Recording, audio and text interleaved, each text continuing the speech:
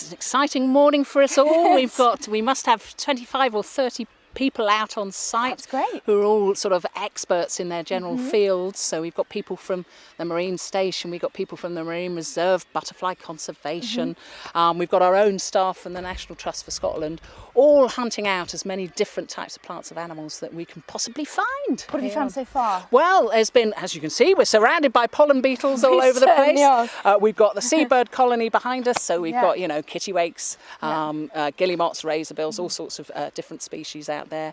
Seabirds, well, how they're doing this year is a mixed year. The beast from the east had a bit of an impact on some of the early breeding species like shag, so their numbers are down this year. Other species, we've got some that are up, but in general, the species numbers are going down, and they have been going down for the last sort of 20 years or so, which is linked to climate change affecting food supply mostly. So it's even though it's an amazing spectacle and something amazing to hear behind us, it's a shadow of its former self, really.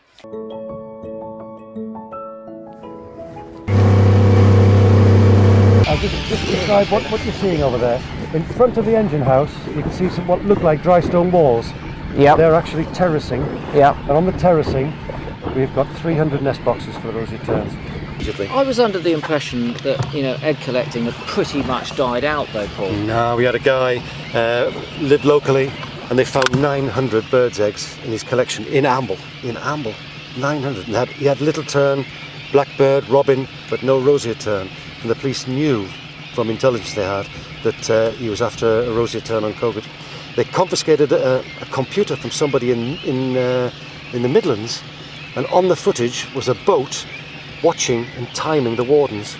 And the warden looked across, and you can see the warden and he said, "Look out, the warden's here," dipping down. We know we're being watched because they're trying to see. That was here. That was here. Okay. Yeah, so we know we're being watched, observed, and we know that given the chance, they'll get on, so we never ever leave the island unattended. I live in a house. You live in a house.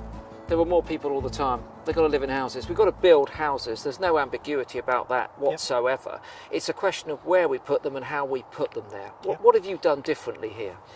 I think the situation here, it was master planned at a very early stage. So the designs were considered that half of the land was going to be put aside for strategic open space. 50%? 50%. Non-housing, but open space for people who live there to use it. And that doesn't take into account gardens, boundaries. So the main strategic and local open space was 50% of the site. We're very close to the city of Newcastle here. So in terms of a natural resource, this has to be quite important. It is, yeah. It's an unusual place in that it's a big nature reserve in what's very close to an urban centre, I think, and it's got a huge variety of wildlife here, from mammals, birds, right through to insects. I'm Lucy. What do you do here? Hello Lucy, I'm Rachel. So I'm part of the Friends of Havana, so we look after the red squirrels in Havana Nature Reserve.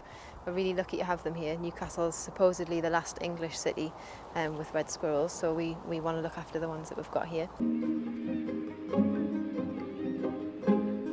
Hello, my name's Georgia Loker. I'm a young conservationist. I've come to Filey quite a few times in the last few months since moving up to this area, seeing seabirds and seeing sort of marine wildlife